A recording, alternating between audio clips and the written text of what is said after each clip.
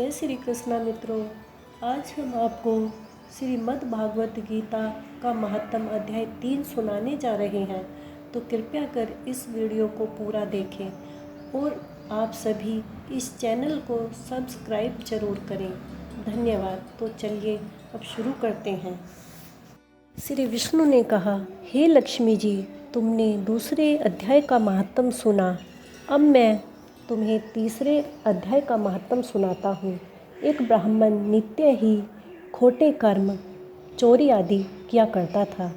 कुछ दिन बाद उसकी मृत्यु हुई। खोटे कर्मों के कारण वह प्रेत योनि को प्राप्त हुआ। जब उसकी मृत्यु हुई तो उसकी पत्नी गर्भवती थी और उसकी कोख से पुत्र उत्पन्न हुआ। जब बालक बड़ा हुआ तब अपनी माता से पिता के मरने का हाल पूछा। ब्राह्मणी ने सब कह सुनाया। सब वृत्तांत सुनकर बालक को लगा कि मेरे पिता की नीच योनि हुई होगी, इससे उसके उद्धार के लिए गया जी जाया जाए, पिंड दान करूं, जिससे निश्चय ही पिताजी सद्गति को प्राप्त होंगे। ऐसा विचार कर बालक गया जी को चल दिया। बालक नित्य ही गीता का पाठ किया करता था। रास्ते में एक दिन पीपल के वृक्ष के नीचे बैठकर तीसरे अध्याय का पाठ कर रहा था।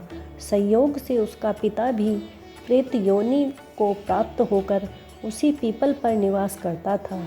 अपने पुत्र द्वारा किए गए तीसरे अध्याय के पाठ को सुनकर वह देवगति को प्राप्त हुआ और उसके पहले 7 पीढ़ी तक के पुरखे जो नरक में पड़े दुख भोग रहे थे, स्वर्ग को प्राप्त हुए। बालक अपने पुरखों को स्वर्ग को जाता हुआ देख प्रसन्नता को प्राप्त हुआ।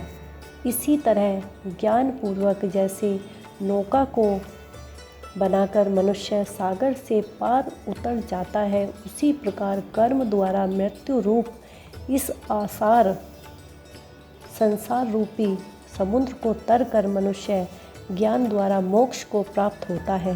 हे लक्ष्मी, इस प्रकार ज्ञान और कर्म के रहस्य को जानकर कर्म करने वालों की परम गति होती है।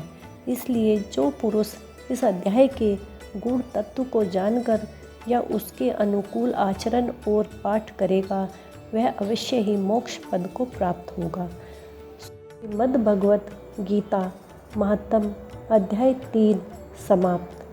जय श्री कृष्णा मित्रों।